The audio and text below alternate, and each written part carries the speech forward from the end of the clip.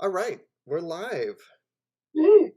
Awesome. Hey. Hello, everybody. Hi, my name is Tyler Crook, and this is Drawn to the Shop, the show where we talk to comic book shops while I do a drawing. And then after the show, you'll have a chance to win the drawing that I do. Um, yeah, we're just here to celebrate comics and comic shops.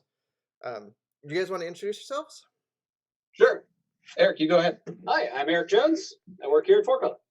I'm Mike. I'm the owner of the store. I'm Steve. I'm the manager. Nice. Thanks so much for joining me. Well, thank you, Tyler, for inviting us. Yeah, this is awesome. This is it's going to my be fun. pleasure. This they've been doing. You guys will be my fourth shop that I've talked to, and it has been so fun to find out just more and more about how the retail end of the comic book industry works and everything. It's one of those industries. I say this on every show, but it's one of those industries that nobody gets into this business to make $1 million. Everyone just gets into this because you love comic books, and from everyone, the publishers, the creators, and the shops, everybody loves the exact same thing, and it's fun to talk about. It's a cool community. Yeah. And then today I'm going to be drawing Two-Face. Awesome. Aha, I picked the right shirt. Yeah. I don't know if I've ever actually drawn him before, so I thought you guys sent me a couple things to draw, and I was like, I've never drawn Two-Face, so I'll go with him. Awesome. Okay, Yeah. good. I'm very excited to see what you come up with. Yeah. Bet you look like Two-Face. I bet so. Ooh, that's awesome. So let me ask Mike first. When did you open up Four Color Fantasies? Okay, well, let's see. We opened up in 1987, January 2nd, 1987 to be exact. So we've been around for just a little while, 33 years, give or take, So we've been around long enough to see all sorts of changes in the comic industry. And we're around long enough to realize that, hey, even with this COVID virus and everything being closed down, can't have people in, we can still be part of the community. We will make it through. Yeah, so you guys are actually open right now. You're doing some sort of mail order and Curbside. Curbside, yeah. Yeah, Virginia says that we can't let people into the store. Mm-hmm. We're doing mail order for any customers that want to, anyone that wants to call us up, message us on Facebook, email us, whatever. We will get what we can for you. And anyone that wants to come by we can do curbside. You can't come in to look, which is a shame because we've got 70,000 over 60,000 back issues. Different back issues. So that makes it a little bit challenging when you can't look through. But tell us what you want, and we can tell you what we've got. Yeah. And I presume everyone I've talked to so far has been very happy to sort of like chat on the phone and sort of talk about what you got and go around and look at stuff. And an average phone call now will be about 5 to 15 minutes. Yeah. Steve said it best when this all started. Like, we didn't realize how much this job was social before we couldn't talk to anybody. Yeah. We've had a couple customers either hang out in the parking lot and talk to us on the porch or talk to us out of their cars. Yeah. So have you been at the same location the whole time? Pretty much. The first year and a half, I was someplace else. When the store started, actually was right after I got out of college. I graduated in December. And I had been working in a used bookstore. It was called The Bookshelf. It's still around too, but it's very different now. And they had a very small section of back issues that they were selling. And the owner decided it was too much hassle and headache and stress dealing with comics. So about 2 months before I graduated college, she turned around and called me up out of the blue and said, "Well, I'm selling everything. Would you like to buy it?" Mm-hmm. Well, I was in school for library science, and you can't get a job in the books or into the school systems halfway through the year easily. So I had nothing lined up. I'll give it a try. 30 some years later, I'm still here, and one of these days I'll figure out what I'm doing. Yeah. but so when we first opened up, I was using a space in the bookstore, the bookshelf, and we were there for about a year and a half. Things did not go well.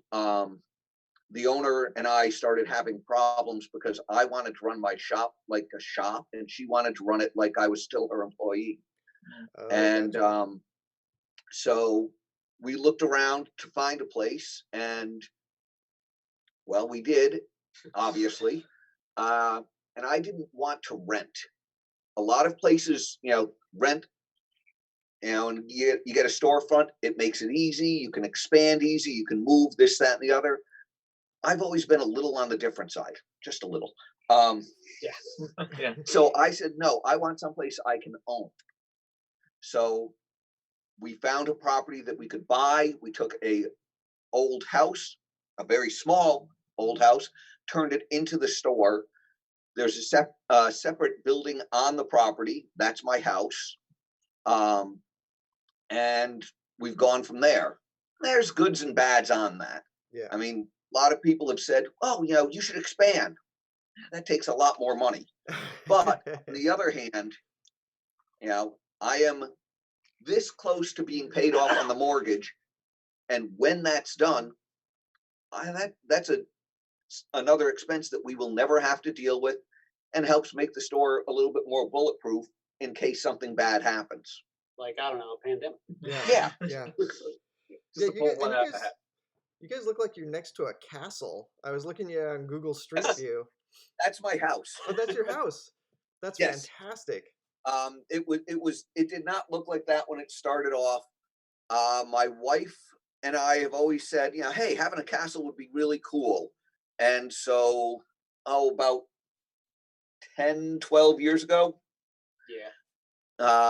we turned around and got half the work done, half the renovation work on the house. So half of our house looks like a castle. When you drive on it down the road, you don't see anything that looks out of the ordinary. You come in from the side, or you pull into our parking lot, and you're like, wow, there's a castle right next to it. It's a big stone turret. Yeah. When I moved home from Philly, I came home to visit when I was living in Philly for Free Comic Book Day. And I was like, when did that happen? It wasn't like that when I was a kid. Well, how long have you been there, Eric? I worked here for like 3 or 4 years off and on in my teens. And then I turned 21 and wanted to spend my money on other things like an idiot.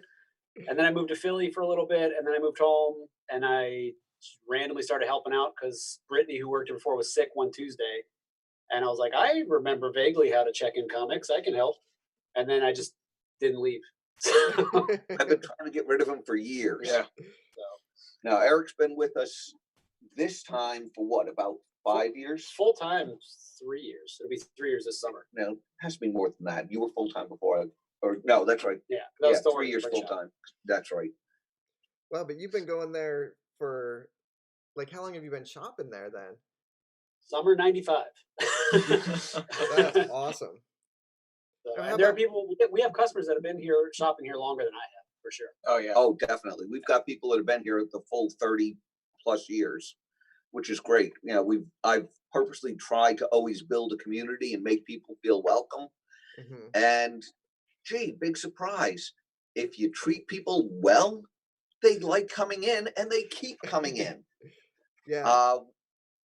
So we've got a lot of customers that have been with us for a lot of years. Yeah, it's amazing to me how, like,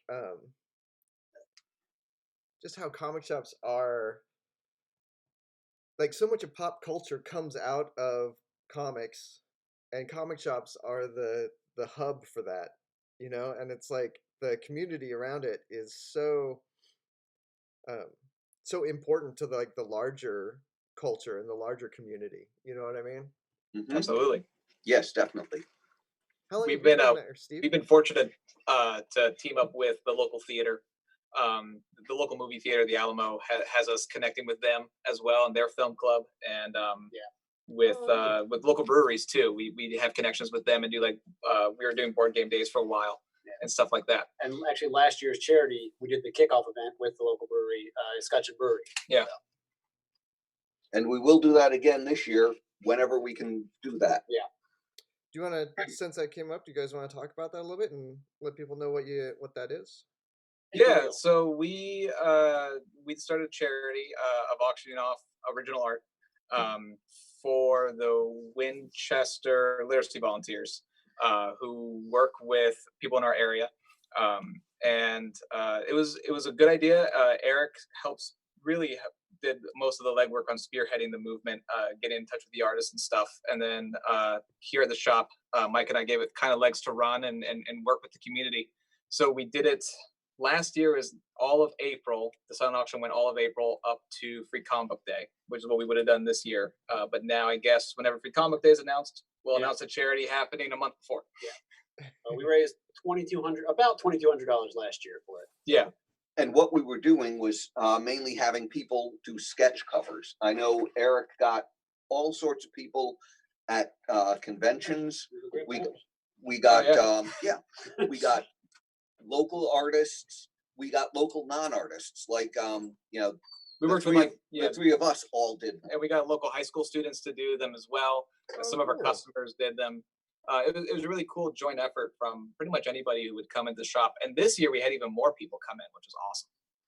Yeah, I mean, last year we started it about 6 months in advance, and we were very, very pleased with the response and the outcome. And Winchester Literacy Volunteers was even more pleased because there was stuff that they weren't expecting. Yeah. Because not only did we raise a good amount of money for them, but because of the way we worked it, we were in the local newspaper, local TV station. So they had a lot of extra publicity as to what they did. Yeah. And that's something that they can't buy. Yeah. What do they do? They help teach people how to read. They do a lot with immigrants, and we're a pretty rural area, so there's a lot of functionally illiterate people. It's pretty big farming community. But they do it's classes. and also they help with people getting their nationalization. Yes, they do a lot with nationalization as well as all the reading classes, and they do that for anyone that walks in at no charge. Their website's lbwa.org if anybody wants to check it out. They do great work. Yeah, that sounds really cool. Actually, we have your art that is going to go up on auction later. Just showing it off for the stream. No. That's the camera, Mike. It's the Walking Dead is awesome zombie that you did. Yeah. That we're very happy about. Yeah, thank you so much. And thank you, Tyler. Oh, it's my pleasure. You've shown that one to a couple people, and that one gets a lot of comments. Yeah. just a couple. Okay, there it is. But so and that's something that actually we've worked with Winchester Literacy Volunteers for several years. Something that a lot of people didn't know, but for probably 5 to 10 years, we would pick a month in the year, usually February. Why? Just because that's the month I picked. And any profit we made for that month was just written as a check to Winchester Literacy Volunteers, and we didn't tell anyone. But this time, when Erik came up with the idea, he wasn't sure what charity to use. And I was like, this is who I want to do because we've been supporting them. Yeah. Me and Steve are glory hogs, and we want everyone to pay attention to us. Yeah. So please give us credit for this great idea.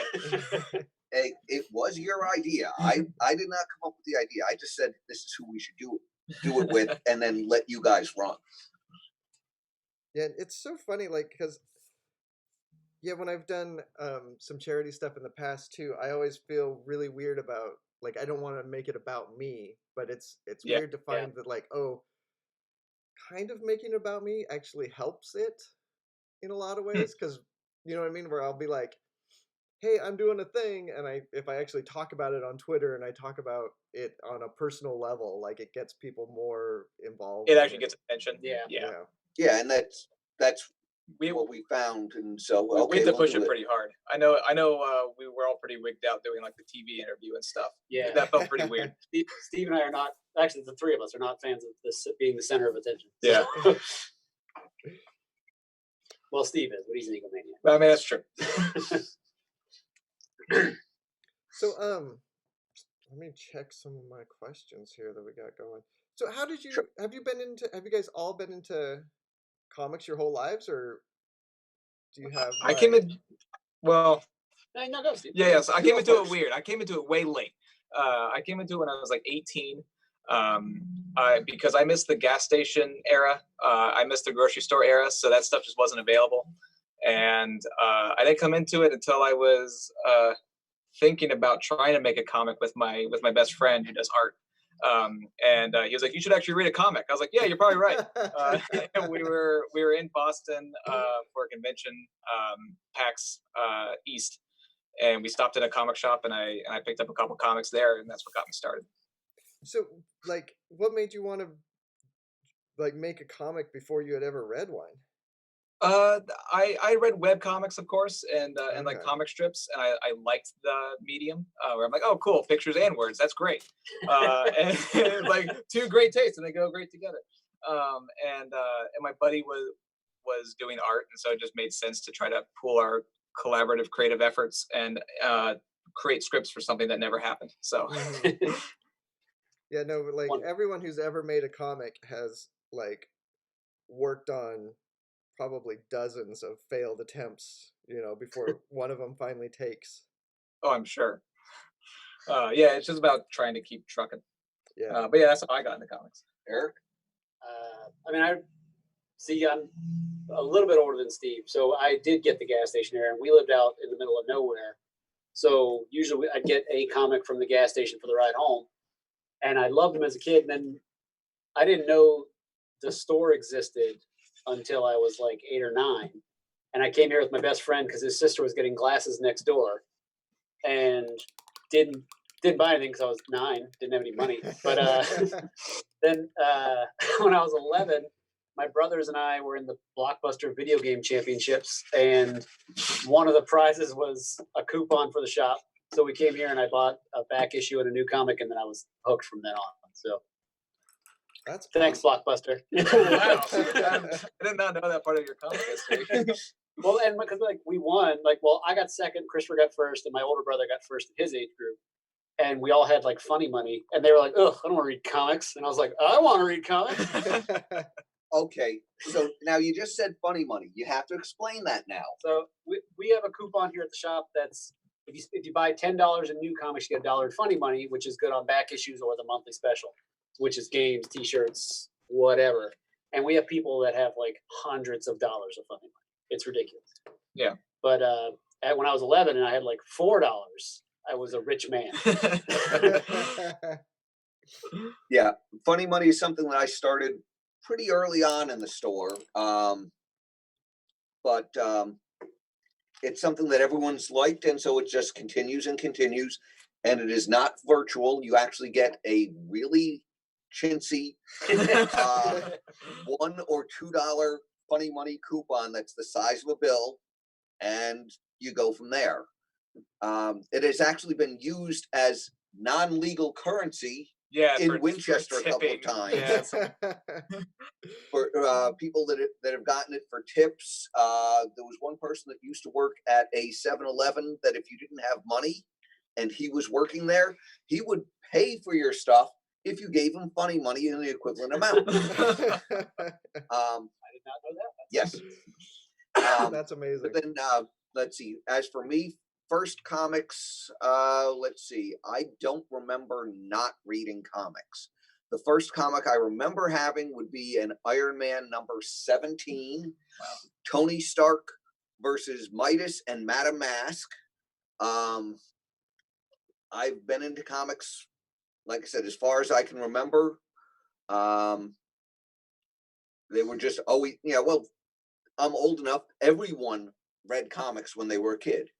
Yeah. There was no one that didn't. I was just the weirdo that didn't stop when we got to be teenagers. Yeah. When you found out about rock and roll, that didn't like take over your comic book money. Yeah, you didn't become an alcoholic when you turned 21, like some people. I couldn't afford it. I had comics I had to buy. Yeah. Well, did you always want to run a shop then? Because you said you were going to school for library arts, Library science. library science. Yes. No, I had no idea that I was going to run a shop. I had worked retail because that's the job you can get when you're a kid, when you're young. You work in a mall and the like, and then work in this bookstore because they asked me to, and that means I've got a job. Running a comic store was something that I had looked at and said, well, it might be nice someday, but the same way that everyone daydreams of their dream job. Oh, it'd be wonderful to do this, wonderful to do that, with no intention of ever doing it. I went to school for library science, and every intention was, okay, I'm going to be a school librarian and make money and spend some of that money buying comics and dream about owning a store. But no one expected that, out of the blue, you get a phone call. Hey, look, well, we've got these back issues. We've got new comics that we're selling, and I don't want to do it anymore. So buy it all and we'll set you up. I had no business experience, still have no business experience. Well, from an education standpoint. You have one business experience. Yeah, one. Yeah. And I'm figuring someday I'll get it right. Well, it was great fun starting off because there's all these things that, like I picked Diamond Comics distributors when there were lots of choices because they were near me. We're in Winchester, Virginia. Diamond was based out of Baltimore, about 2 hours away. And that was the whole reason I picked them. I had no idea what any of the distributors were like. So I was like, well, these people are close. I might be able to go see them someday. Yeah. And then getting to like the first retailers seminars and things like that, and being totally lost because they're talking about all these industry terms that you should be doing. And I'm like, wait, what? Well, of course you're cycling your books and you're seeding your sales. And I'm like, actually, I sure am. Yeah. Yeah. Whoa. No, after they said that, when they finished, I walked up and said, excuse me, what are you talking about? What's cycling? And instantly got Diamond employees panicked because you had a store that wasn't cycling. What's cycling? Well, how do you know how many books you're selling? You have to count them every week and cycle through. Oh, taking inventory. Oh, I do that every week. I just didn't know it was called cycling. Seeding your sales. Oh, you've got to be doing something to promote things. Oh, like the wall that we set up every month that changes every month with back issues. Yeah. Now, are you doing any couponing? No. We have this funny money. Oh, well, that's couponing. Oh, okay. So, it turns out I was doing stuff right, totally by accident. Oh, that's looking incredible. Yeah, that is awesome. looking fantastic. Oh, thanks. So you did this shop without, because a lot of people I've talked to have had some sort of like mentorship, and I guess you said you were working at a bookstore. Did a lot of that bookstore? Yeah. Did a lot of that knowledge transfer over okay? Actually, no, because they didn't do much with the comics other than have back issues. Oh, okay. Which I organized when I first walked into that bookstore. Their comics were in a cardboard box in no order, and everything was $1. And I grew up in New York. I had seen comic stores. I have to say really quick, as a comic book shopper, that's like heaven to me. Is getting through like a $1 box that's in no order. Like that just sounds like so much. You will love our $1 box then. Yeah. Yeah. And that might be heaven, but it's also very much hell if you're trying to find something to fill in a hole and there's no order at all, and it's just thrown together and the stuff is actually getting damaged. And that's the way it was. But no, what I mainly did I'm kind of a contrarian. I had been in several comic stores, and I didn't like any of them, or I always found something that I really, really disliked. And so when I started my store, I said, okay, what did I see in any given store that I didn't like? Let's make sure I don't do that. Yeah. Yeah. And so that's where most of our policies came in. You know, we have a subscription shelf. Most stores do have a pull and hold service. We are the only ones that I've seen that it's part of the actual decor. You can see it, and everyone's that's up there has their name up there, because we don't want to use a number. Our customers aren't numbers, they're people, they're part of the community. So let's use their names. And one of the things I've stressed, and these guys have done excellent on it, is you walk in here, first time, someone's going to say hi, someone's going to ask who you are. Second time or third time you're in, you're going to be greeted by name. Yeah. We do a lot of remembering names here, which I'm terrible at in every other aspect of my life. Absolutely, it all goes right here. I know all these people, but anyone else, nope. Well, do you want to take the camera around a little bit and show off the shop a little bit? Sure. Eric, I'll man the camera if you want to talk. Sure. Go for it. I don't have to do anything. Tell me if you can see everything, Tyler. We'll start where we were standing. We've got our kids section. It's not a lot, but it's actually, we're trying to do more with that because all ages stuff is blowing up. Like we revamped that this morning, or not this morning, but this year. Yeah. Down the center, we have all the new stuff. We got it broken up into genres. You got superheroes, eclectic sci-fi, all ages. Superheroes is mainly DC and Marvel. I like those shelves. These shelves have been here probably since what you opened, right? The shelves that I think he was seeing. Oh, these? No. I like the ones that Eric's standing in front of right now. Those. Yeah, we've had those since I opened. Yeah, so that was the top of the line comic display 33 years ago. We got back issues. One of our customers helped design these custom shelves and drawers. We got everything bag, board, taped, labeled. It's an alphabetical order, starts over there, goes all the way around. When I was a kid, it was all just long boxes on tables, but these are much better. Yeah, those drawers are nice. We got a rotating stock. This stuff doesn't come out as much anymore, but you might not. I don't know. Magnus might not be an seller, but somebody might want Magnus Robot Fighter, so we do have. We got our gaming stuff. We got minis, D&D stuff. All of us paint minis here. It's like crack. We got fantasy, horror, realistic. As a kid, this is mainly where I shop.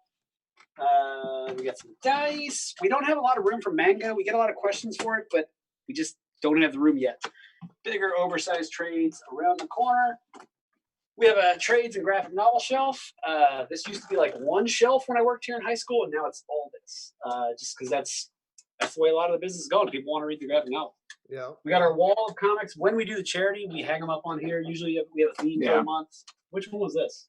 This was. What one was this? This was In Like a Lion, Out Like a Lamb. Oh, yes. Tell us a little bit about how we do that. So the wall, usually we have a theme like Halloween's all Halloween themed stuff. Christmas, we try to do Christmas theme, but we're all smart asses with terrible loves of puns.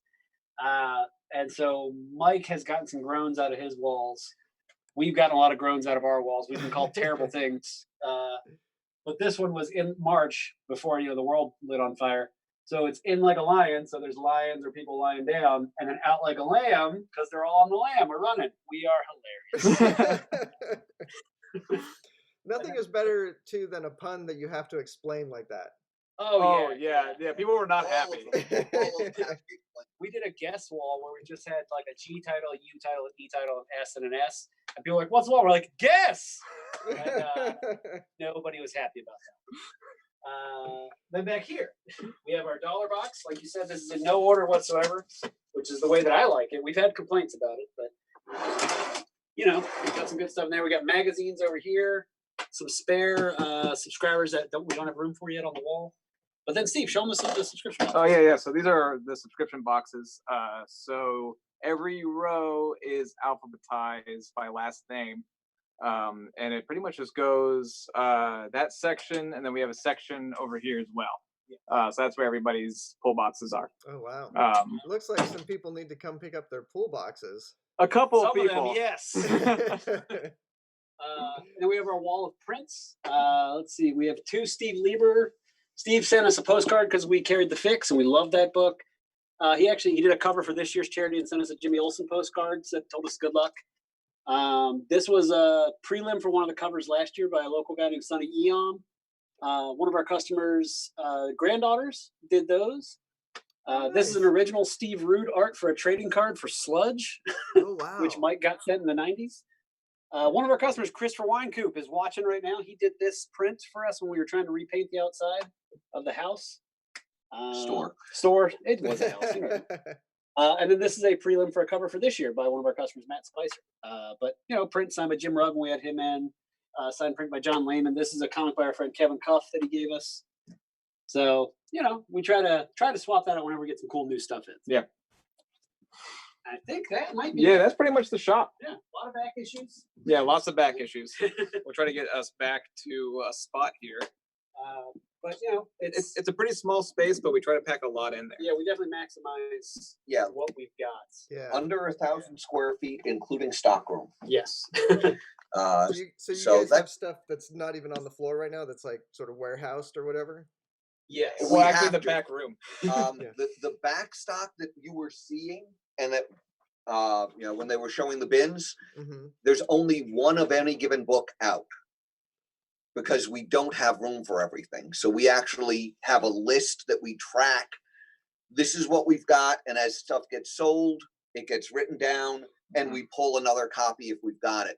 But even with that, there is not enough room in the store for all the issues to be shown. Yeah. Yeah. In theory, for every one book out here, there should be 5 copies in back, but that doesn't always happen. No. Yeah. Wow.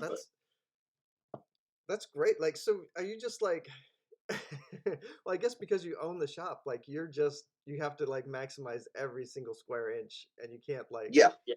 Yeah.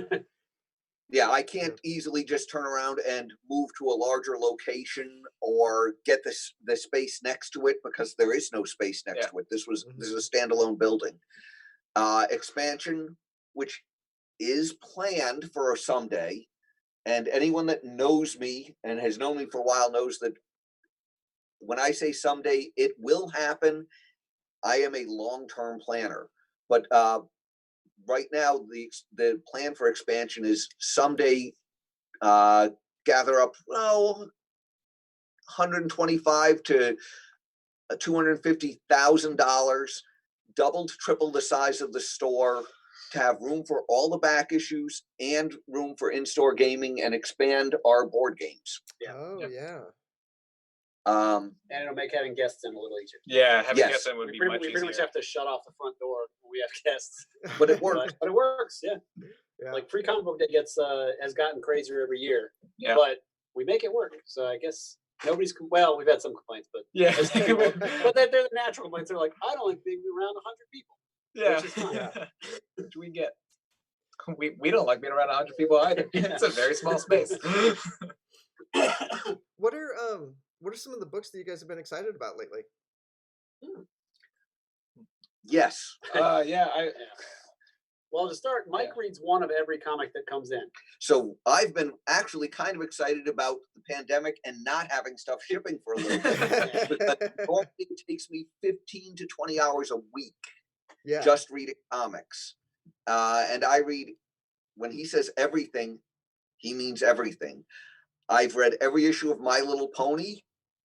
I'm not a brony. It's not designed for me, but I'll read it. Mm-hmm. Same with Transformers, Blade Runner, you name it. But in terms of stuff that I do like, there's a lot of that too. I mean, I've loved a lot of the stuff that Image has been doing lately with Lazarus coming back,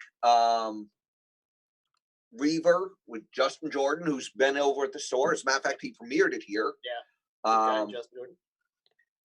stuff like that. I'm really glad to see, even if it is only for a couple of issues, the Tales from Harrow County, because that's been wonderful, and I love that book. Not buttering you up, but that is one of the favorite books here at the shop. Yeah, it was good. Fantastic. That's wonderful to hear. Looking forward to the Black Hammer book you're doing too. Absolutely. I love all the Black Hammer stuff, but once I saw you were attached to Colonel Weird, I was like, yes. Yeah, that's gonna be awesome. Oh, thanks. I'm very happy with how that book is turning out so far. Fantastic. I just wish that we knew when it was going to come out. Yeah. Sooner or later. Yeah, sooner or later. Eventually. That's for Well, sure. looking back at it, this will be just a little tiny blip in your career. Yeah. You'll look at it and be like, oh yeah, and then for a month and a half, no new comics came out, and everyone was wondering what was going on. Yeah, I hope so. Yeah. But no, yeah, like Mike said, like Image stuff has been great because they filled that 90s Vertigo shaped hole in my reading. And the Indies hole before that. Yeah. yeah. But, I love Flash is my favorite, so I love Flash from DC right now. I think Bendis is doing great on Superman, Immortal Hulk from Marvel. Just everything and anything. Thor has been awesome. Just there's it's the best and worst time to get into comics because there's so much good stuff right now. Yeah. And Mike has always carried not just the big two, so that's why I was able to get weirdo books when I was a kid, and we still try to push that because there's still weirdo kids out there. Well, every book is going to be someone's favorite. Yeah. And so one of the things we've always tried to do is not talk about what we don't like, but find something that we like or something that is good about the book that you like. Yeah. Because it's not our place to turn around and tell you this is a garbage book. Why do you want it? Yeah. Or let's do it the easy way. Oh, what should I read? A lot of people like Batman. There you go. Yeah. Yeah. I am a huge Batman fan. Have been for years. First Batman I remember reading would be Joker's Five-Way Revenge by Denny O'Neil and Neil Adams when it came out.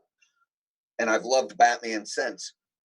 But I'm not going to recommend Batman to everyone that walks in because it's not one size fits all. There's something for everyone. Let's find what fits you. Yeah. There are times where a book comes out and it's only me reading it, or only Eric, or only Mike, or sometimes just the three of us that we can't sell on anybody else. Yeah.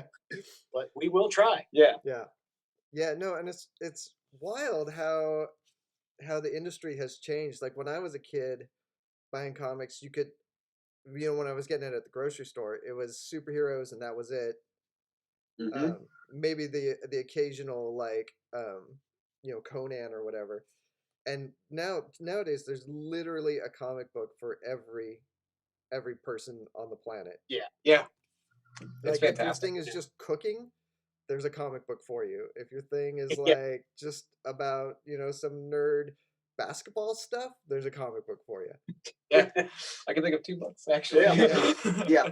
Well, and the thing is, that's great. Now what we need to do is find a way to get that into those people's hands that would like them. Yeah. And to let everyone in the world know that, hey, there is something for you. And still need a lot of work on that, as well as those more unusual books, letting people know that they exist. Yeah. It's because like we read, at least me and Steve. I mean, Mike reads everything, but Steve and I read every number one that comes in every week, and we read them on Tuesday night. We unpack everything, go home, read all the number ones at least, and then the next day on New Comic Day we can go, hey, Andy, you really like this kind of stuff. You're gonna love this number one. Try it out. And most people at least trust us. And we usually will say like, hey, try it out. If you don't like it, you can come back and swap it out. But most people, we know what their tastes are now over time. And we've been wrong. we've got some big wrongs. But it's for the most part we're good. Yeah. But it's an awesome feeling when like you'll tell somebody, hey, try this out, I think you'll like it, and they come in next week and they're like, that was the best comic I've read in forever. Like put me down for it. I want all of them. I want everything by that creator. Da da da da. That's awesome. That's a big part of this job. Yeah. Of course, the worst part, I don't know if Heather's listening to this right now. Heather O'Hara, who I recommended Hepcats to back when it was coming out by Martin Wagner. back this would be in the 90s when Dave Sim was doing Cerebus and pushing that everyone should be their own publisher. And great book, great slice of life book. And I suggested a book for her on Wednesday when I hadn't read it yet. Or maybe no, actually, I guess that would have been Friday because they were still doing Friday deliveries. I hadn't had a chance to read it yet. And it had a horrific scene in it that just totally shattered her. She could not read anything else. And to this day, because she still comes in here, we'll mention that if I am going to recommend anything to her. Is this another Hepcat? No, I've read this one. Yeah, this one was great. Yeah, not only have I read the series, but I've read that issue. Yeah. But also, don't push stuff just to make a sale, because I like really weird stuff that Steve does not like. Oh, but like, I'm not gonna tell everyone to read Crossed, even though I like Crossed. I'm like, you like Superman? You should try this thing about horrible murder zombies. Not everyone's into the same things out there. But so that's why it's, Mike. I think Micah said it's a community here, so like we know what people like and what they don't like. Yeah, and that's one of the like raddest strengths of a comic shop is just the way it's curated. You can shop online for different stuff, but there's not a human going through and sorting everything, and it makes such a big difference in like getting the wheat from the chaff or whatever, and being able to find stuff that's really good. Absolutely. And so well, yeah, I mean, anyone can say this is available, buy it. Yeah. But we've always tried to personalize that. If we're talking about farmhand, Erik, describe farmhand. It's weird. No. I mean, it's a wonderful thing, but it's a beautiful Rob Giller yard. They grow body parts of plants, but then obviously it goes wrong. Otherwise, there'd be no story. But it's awesome. But again, I know I'm not going to push that on a customer that just reads Captain America. Yeah, but okay, now, Steve, how would you describe it if you were selling it to someone? I mean, it's about the same. It's weird, bonkers, body horror stuff with a family that lives on a farm. Deals with the political aspect of the town too. It's a great book. God, I love it. And I would be describing it as, did you read Chew? It's by the same artist. It's great art, and it's got these really weird, funny moments, and mixed in with horror and the politics of the town. So each of us is going to personalize the way we talk about a book also. It's because we each like different things. We all like a lot of stuff, but we all come at it from weird, different angles from each other. Yeah, there are books Steve recommends that I'm like, Steve will tell you all about that one. And vice versa. Yeah, absolutely. And there are certain customers that we have that bond with each person that's in here. And so Steve's recommendation to Brad means a lot more than Erik's recommendation to Brad. Yeah. We have had customers be like, all right, Steve, you tell me about it, because Erik likes everything. Or Erik hates it. Or people will say that I hate everything or I like everything. Right, because it's going to depend on who they are as to which of us lines up with them best. Yeah. No, that's awesome. And it helps that we've all been working here for a long time. I mean, obviously Mike's the owner, but Erik's been here for a long time. I've been here for 7 years. So everybody knows us too. That helps a lot. Yeah. Yeah, I don't know a lot of comic shops that have high turnover rate, which is pretty interesting. We don't really have a lot of high turnover. Yeah. I mean, you get the people that disappear, which I think would happen anywhere. But I mean, we have people that have moved away that now do mail order. I think he was talking about employee turnover. Employee turnover. I thought you were customers. Listen, I'm trying to. I was talking about employees. But that's cool about customers. Well, as you guys know, a lot of our customers stay on, or a lot of our employees stay on as customers afterwards. Yeah. How do people do mail order with you? No, go ahead. What was that? How do people do mail order with you? They can call us up, and we take their address and their credit card. We ship out weekly right now. We ship out on Thursdays, but they just tell us what they want. And our regular mail order, they just have a regular subscription. But right now in these times, we can do it weekly or by request. Really, usually it's monthly when things are normal, like the beginning of the month, and we set it up just like a regular subscription. We pull their stuff along with everybody else's. they get a higher discount for being mail order, and if they're out of state, no tax. But like, we have customers that get as much as a weekly customer, you know, they're like, and they can call and special request things, say, hey guys, we have mail order customers that send in their previews order every month. It's normal. It's just their stuff gets put in the box and sent out rather than them getting to come in the shop. And then right now, because we're shut down for walk-ins, we're doing things a little differently where we're shipping things weekly, bi-weekly. We're also doing mystery boxes for at least a couple of people. Yeah, 2 people.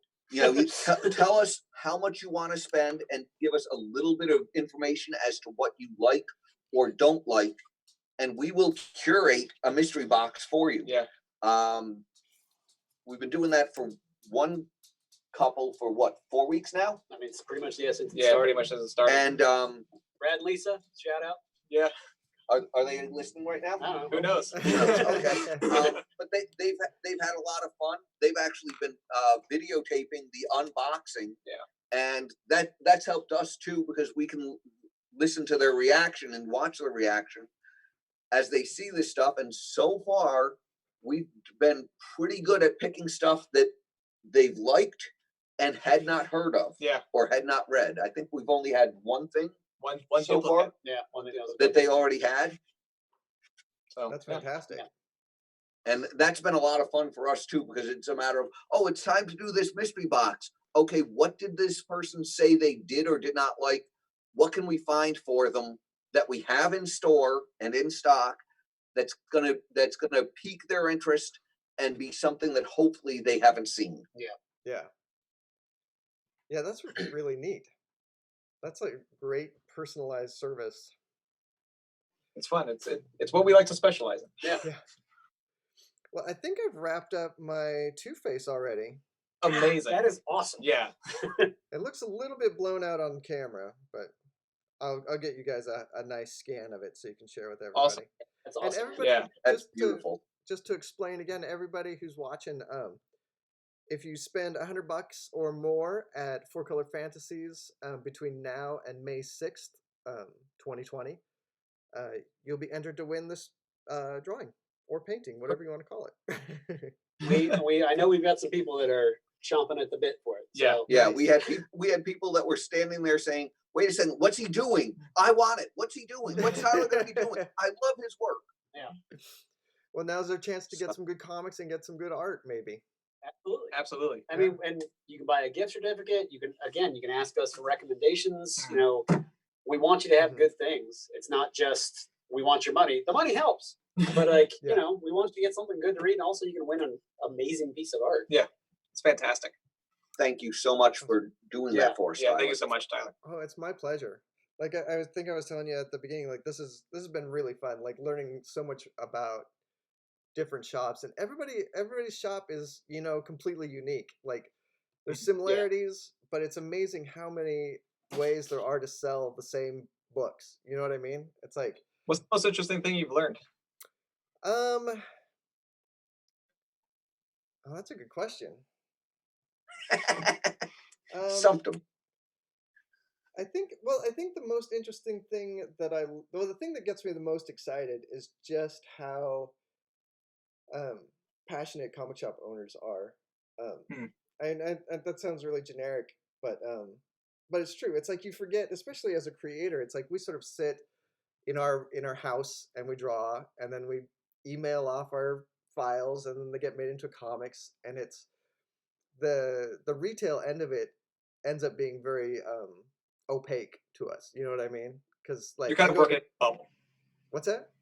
You're kind of working in a bubble and then Yeah. sending it out. Yeah, and so it's the part that the shops do to like keep the comic books flowing to the people is so critical. Like it's there's basically like the three important parts. There's the publishers and the creators and the shops, and it's like that third of it is so unique from shop to shop, and every comic book buyer has like a reason why they go to a different shop. Yeah.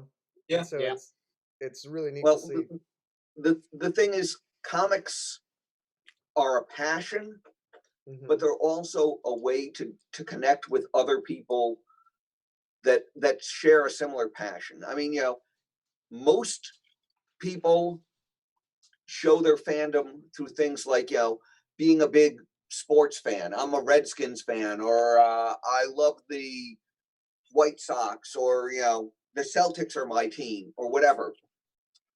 Most comic people, that's their fandom. They aren't sports people, but this is how they connect. This is how they build their friendships and communities. Yeah. And there's, that combined with a passion for the art form, for great stories, for great art, they can connect in so many different ways. And it's our job to really find a way to help you plug in. And then if you're starting to feel burned out, find where you need to plug in differently so that you can still enjoy what you enjoy. Yeah. Yeah, and it's a different. It's funny because it's like I'm definitely one of those people who I don't look at comic books as a hobby, but it's definitely interesting the way that comic book readers interact differently in a community as opposed to, say, like, if you enjoy reading just fiction novels, you know what I mean? Like, there are definitely communities around that, but it's not as much of a group, really. yeah, there's a really strong community centered around comics, and honestly, as long as you're not a jerk, everybody's invited. Exactly. Yeah. I mean, Mike has always called the shop, comic shop is the bar for nerds. Yeah. And like, it's awesome just getting people, especially on a Wednesday when we could let people in. You get the usual crowd that's coming in, but people they'll buy their stuff and then just hang out. Yeah. And talk about comics. Yeah, and for it's 30, awesome. 40 minutes. And Yeah. I mean, awesome. we've got, again, customers that have been shopping here since '87 who have all known each other since '87. And they all work in completely different backgrounds. They're teachers, or they work at a gym, or they work in other retail, but they come here and it's like, oh man, do you remember that part in X-Men? That was awesome. Yeah. And they'll just talk about it for an hour, and it's awesome. And become very good friends. Yeah, that's really cool. nice. All right, well, we're just about at an hour. I think we should wrap this up. All right. Awesome. Just to go over your contact info again, you can then your email and your phone numbers up on the screen. Yes. Yep. Right here. Yeah. Right there. And if you want to, you can find us on Facebook. You can find us on Instagram. Look for these two jokers. Yep. They're all over the place. And we're on Twitter as well. And on Twitter, and any of those ways you contact us, we will get back in touch with you. Yeah. Or I beat them. Yes. But I mean, come on, man, come buy some cool stuff and win this awesome art. Yes. Yeah. I want a piece of art myself. Yeah. Well, We can win. You can, but you guys have to spend $500 each. Too much. I don't like to shop that much. All right. All right. Thanks, Tyler. Thanks, Tyler. Tyler, thank you so much. It's been my pleasure. Thank you so much for coming on and telling everybody about your shop. Thanks, Absolutely. guys. Thank you. Do the thing. Is that it?